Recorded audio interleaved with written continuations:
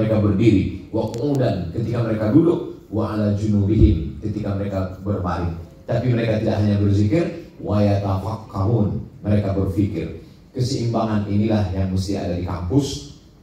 Kecerdasan spiritual, kecerdasan intelektual, kecerdasan emosional. Karena kalau tidak, itu hanya akan menjadi peradaban yang hampa belaka. Kalau peradaban itu dilihat dari bangunan, maka tidak ada peradaban yang lebih hebat daripada peradaban Fir'aun. Karena piramid sampai hari ini kokoh tegak berdiri. Kalau peradaban itu dilihat bagaimana memahat bukit-bukit, tidak ada peradaban yang lebih hebat daripada peradaban kuil Petra di Yordania.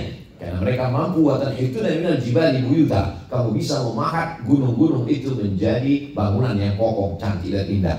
Tapi mana peradaban Muhammad SAW?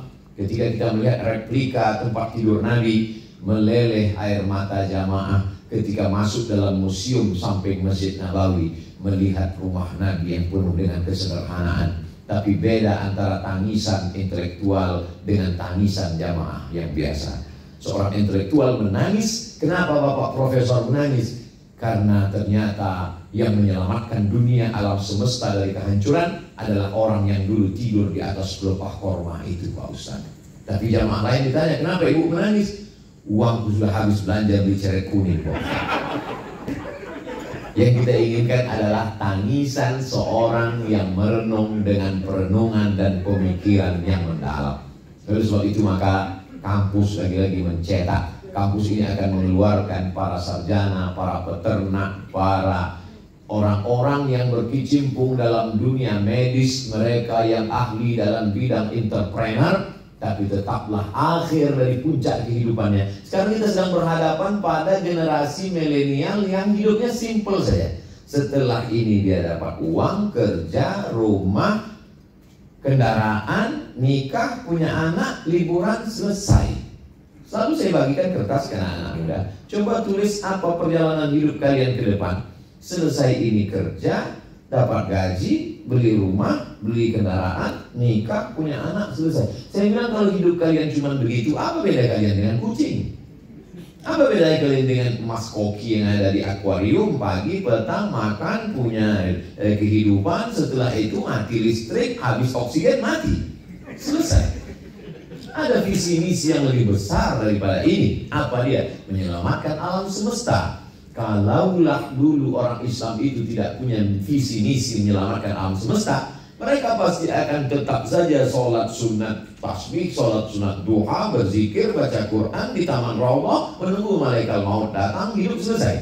Tapi setelah Nabi Muhammad SAW meninggal tahun 94 Hijrah, mereka sudah sampai ke bumi Andalusia. Belum sampai 100 tahun kematian Nabi Muhammad SAW.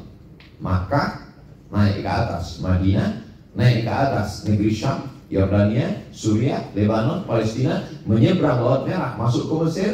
Dari Mesir mereka menyeberang ke Libya, Tunisia, Aljazair, Maroko. Dari Maroko mereka menyeberang Selat Gibraltar sampai ke Andalusia. Belum 100 tahun kematian Nabi Muhammad SAW. Apa yang mereka cari di sana? Yang mereka inginkan adalah kuntum khaira ummah, kamu umat yang terbaik, ta'muruna bil ma'ruf, mengajak orang berbuat baik, wa tanhauna 'anil munkar, mencegah dari perbuatan mungkar. Mereka tidak berada di zona aman, hidup tenang, nyaman, tentram di Madinah, melupakan.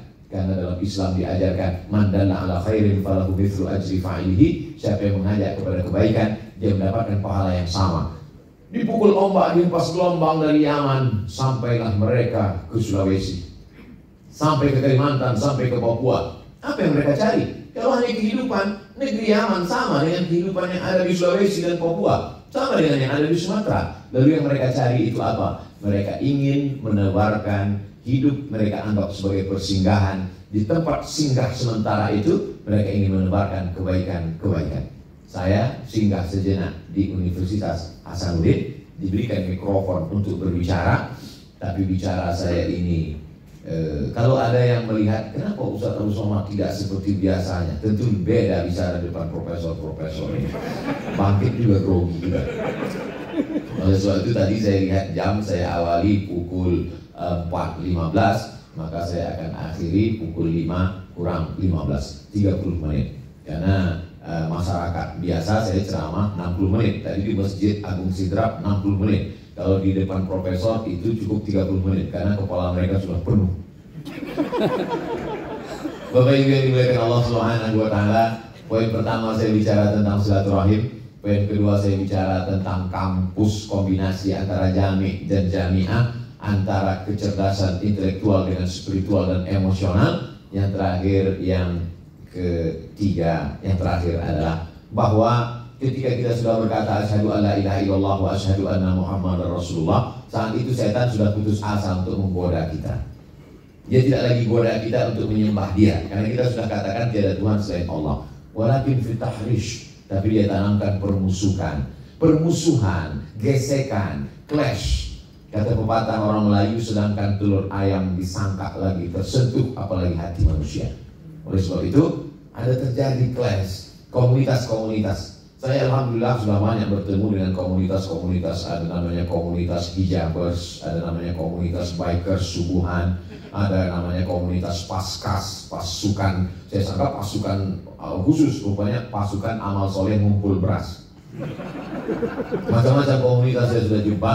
Rata-rata semua komunitas ini adalah komunitas hijrah, yang awalnya bertato, yang awalnya berkecimpung dengan dunia malam, lalu kemudian mereka hijrah. Apakah setelah hijrah selesai? Ternyata belum. Di antara komunitas ini terjadi gesekan-gesekan, sakit hati, ketersinggungan, dan lain sebagainya. Oleh sebab itu kehadiran saya juga, setan sudah putus asa untuk mengajak kita menyembah dia, tapi dia tanamkan ada gesekan, permusuhan. Kata-kata Abdul Somad menyinggung perasaan, tidak berkenan di hati. Apa sih kelebihan dia? Beratnya pun tak sampai 50 kilo.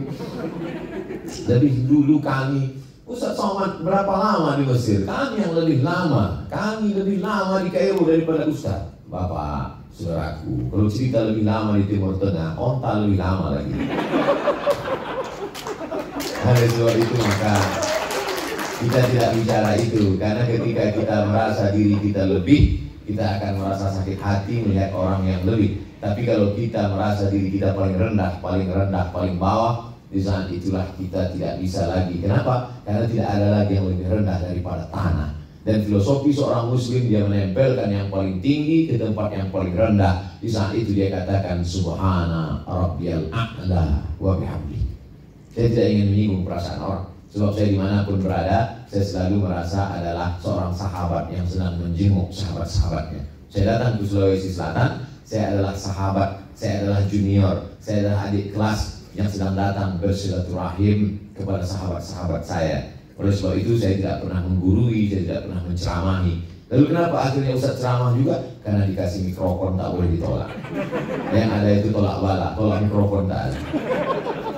Kesempatan ini amat sangat bermakna buat saya. Bicara di ruang senat, bicara di depan guru besar, bicara di depan rektor, kesempatan yang luar biasa. Man ahsana ilaikum, siapa yang berbuat baik kepada kamu, fakafi'uhu balaslah. Fa'ilam tajidu, kalau kamu tidak sanggup membalas, fad'u lahu. Tak dapat saya membalas budi baik ibu rektor, bapak ibu wakil rektor, bapak ibu dekan, hanya Allah yang dapat membalas. Doanya pun diajarkan Nabi, jazakumullahu khairal jaza. Terima kasih yang tak terhingga. Mohon maaf atas segala kesilapan dan kekhilafan.